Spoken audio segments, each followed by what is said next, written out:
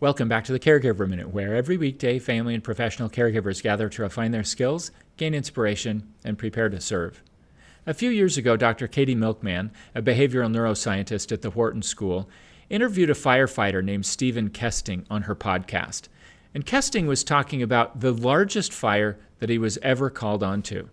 It was in a warehouse where roll upon roll upon roll of paper had caught on fire. And before he got there, some of his fellow firefighters had gone into the building and things had started to topple over, leaving one of those firefighters trapped inside. So Kesting found himself walking into the building with his adrenaline surging. Thankfully, because firefighters train heavily and they drill these kinds of things, he was able to control the adrenaline spike and his habits kicked in. He started calling out, "Fire department, can anyone hear me? Fire department, is anyone here?" He said on the podcast that having the presence of mind to yell out like that was not anything remarkable, but what required a ton of training was to stop talking and to listen carefully. Inside a building like that, with everything sizzling, there are all kinds of interesting noises and a lot of distractions. And when you're panicked, it's easy to just start calling out over and over and over and not giving time for someone to respond.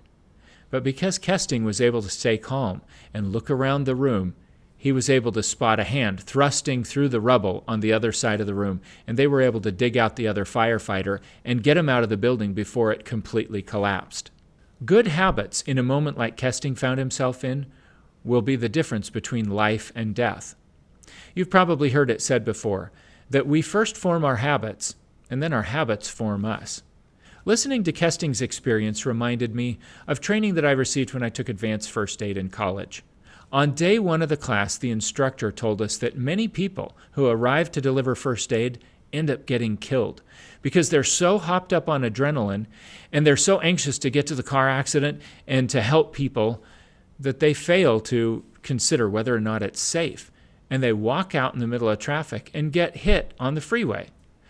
So one of the things that they trained us to do is that before you ever go into a room or a building or up to a person who needs first aid, you stop and you consider whether it's safe. And they literally had us jump and fling our arms out to the side and say out loud, "Is it safe?"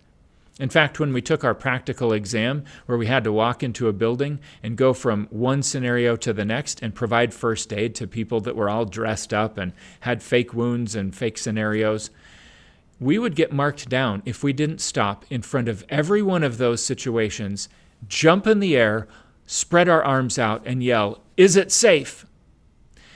I think there's an equivalent opportunity that we can take when it comes to our work as family and professional caregivers. I've pointed out here before that the biggest problem I think we run into is that we fall into the task trap.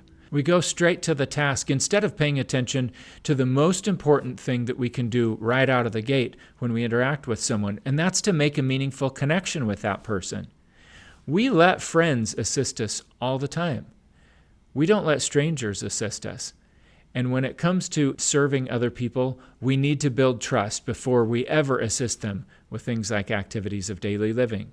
So you and I might not be firefighters who need to train ourselves to stay really calm in the heat of a collapsing building, or people delivering first aid who need to ask whether it's safe to even approach the person. But you and I can pause before we ever walk up to someone or go in their room, and we can take just a moment to ask ourselves, how can I connect with this person in a meaningful way? If we will just pause before each interaction, even for just a couple of seconds, and mentally rehearse the need to connect with someone, I know it will make a difference. I hope that today you will practice before every interaction, pausing and asking yourself, how am I going to connect with this person in a meaningful way? I encourage you to share what you learn through that practice with someone else around you, whether it's a family member or someone that you work with or a friend. I hope that's helpful to you and the people you serve, and I look forward to seeing you again soon for another episode of the Caregiver Minute.